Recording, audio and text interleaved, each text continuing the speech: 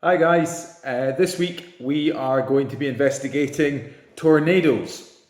Last week we looked at air pressure and how air pressure can be high or low. One of the main effects of high and low air pressure is it can create storms, and one of the storms that we investigate in geography are tornadoes. So what we're going to do is we're going to make a tornado, kind of. To do this you will need a glass jar.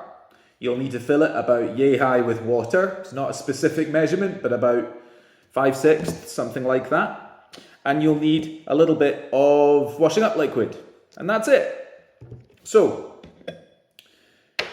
when you watch the video that this homework comes with, you'll learn that when two different air pressures meet, they spin. And when the circumstances are right, that can create a tornado.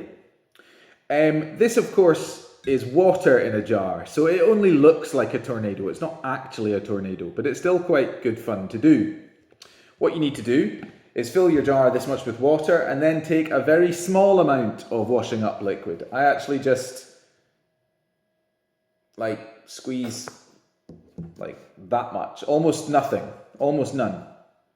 And then you just smear it into the water.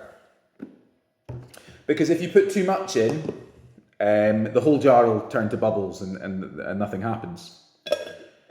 Put the lid on, that's really important because what you're about to do is shake the thing up. So shake your jar up and then give it a spin.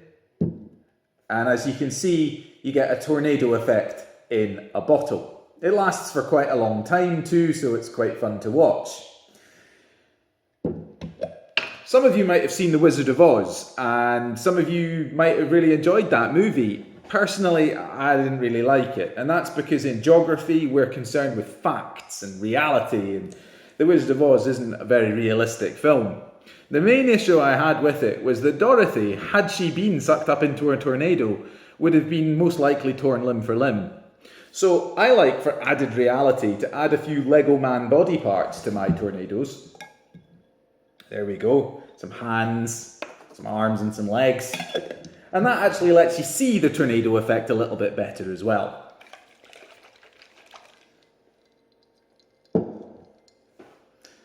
And there you have it. That's how to make a tornado in a jar.